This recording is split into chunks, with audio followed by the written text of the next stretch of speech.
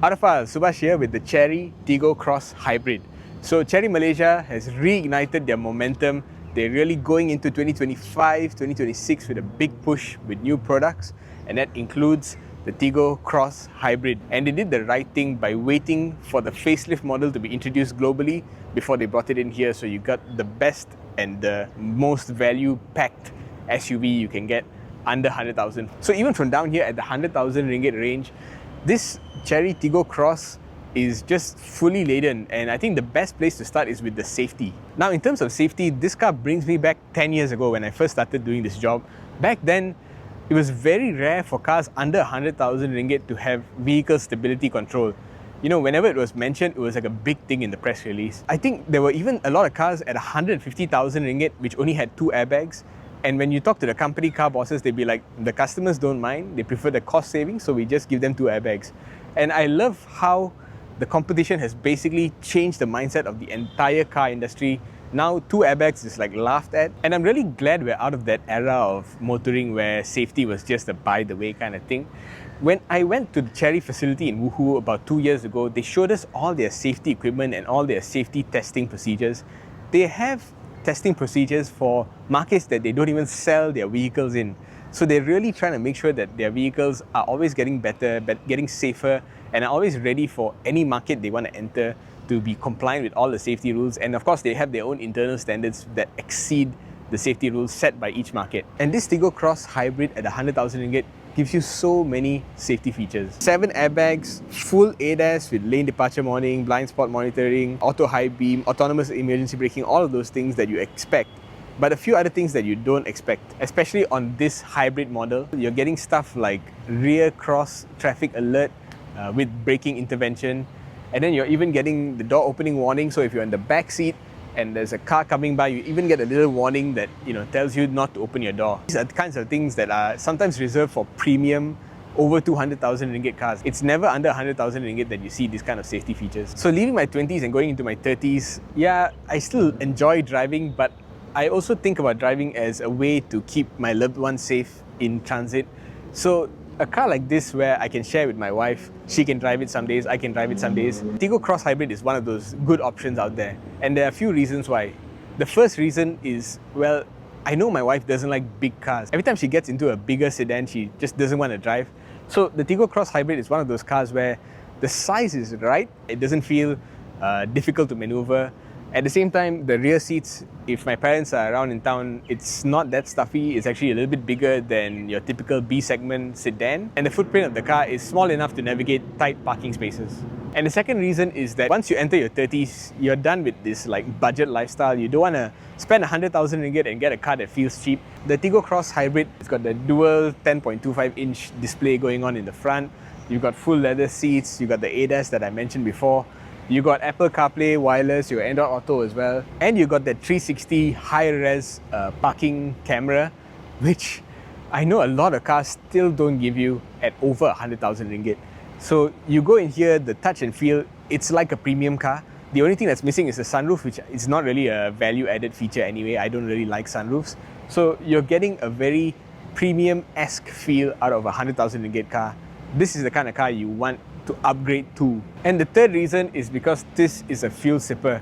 Now on my way to this shoot, I was actually running a little bit low on petrol because Bo has been driving this car, Daniel drove this car a couple of days before that. It's been passed around the entire team. So I went to fill up, and today's the first day of the Budi 95 program. So I went to fill up, and yeah, it's cheaper than ever at 199. But you can see you only have about 200 ringgit worth of subsidized petrol to spend on a month. And so at the back of my mind, I'm like, oh, if we start to drive more, it's actually going to hurt our wallets. And when you enter your 30s and you start to have other bills and other things that you're saving up for, you don't want to be spending money on petrol, especially if you start to commute more. So a car like this, it actually gets at least 800 kilometers on a full tank, and they claim up to 1,000. I personally have some experience to talk about later. And personally, while I don't have much against electric cars, my condo is ancient, there's no way to charge it at home, so it doesn't make sense for me to go and spend money on an electric car.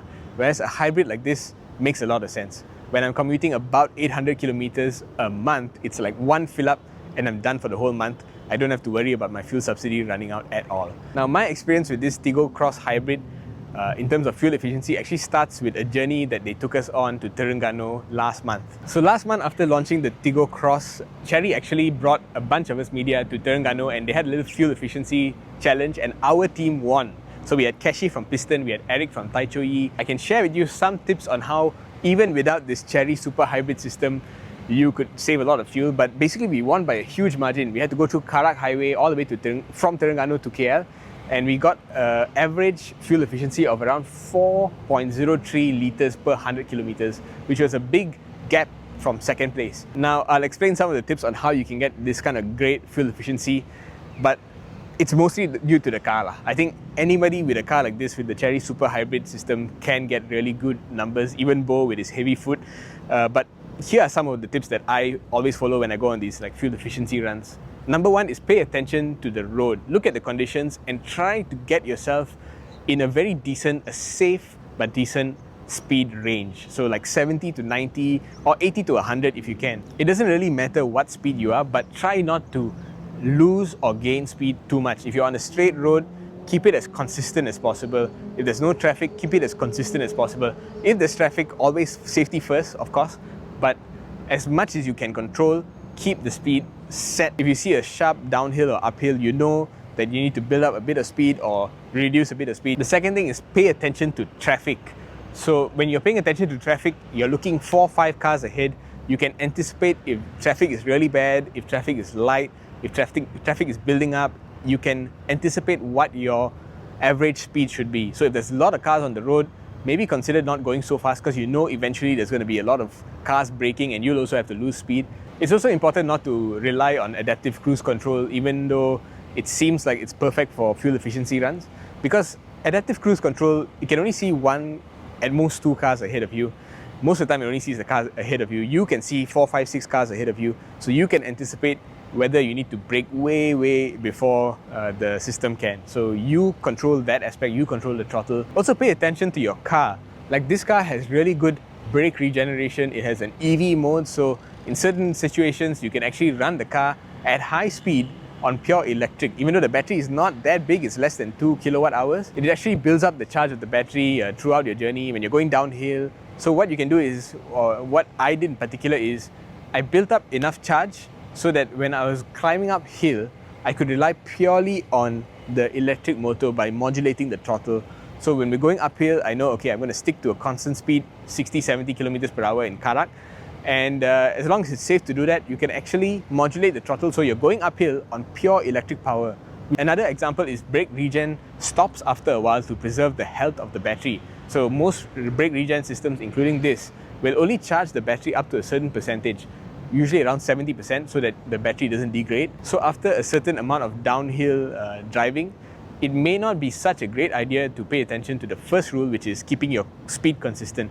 It might make more sense to let the car actually pick up speed downhill, because you know your brake regen is not really filling up the battery anymore. You can afford to pick up speed and use that momentum to carry you a little bit more forward once you're back on flat land. And the final tip is don't give up. If you're starting your drive with the mindset of I'm going to save a lot of petrol, be consistent. Nothing destroys a fuel economy run like inconsistency, like giving up and then later on regretting it and trying to gain back whatever you lost.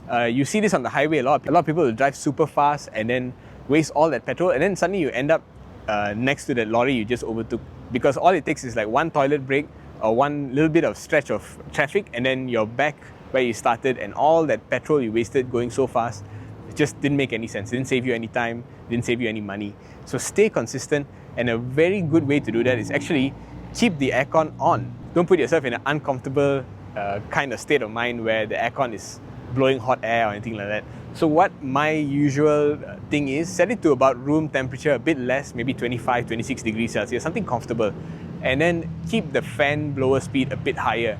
So normally we like it around 2 or maybe 3, maybe set it to 4 or 5. So the occupants all have a kind of cool breeze over them all the time, but at the same time, because the temperature is only 25, 26, the compressor is not kicking on as often as it would on 24 or 23 degrees Celsius. And also have really good teammates like Eric and Keshi, who are on my team to win that challenge with this Tiggo Cross Hybrid. So those are my tips on how you can save fuel with the Chery Tiggo Cross, or even any car you own, those tips kind of apply to almost all cars, but particularly with this car. Okay, thanks for watching. Bye-bye.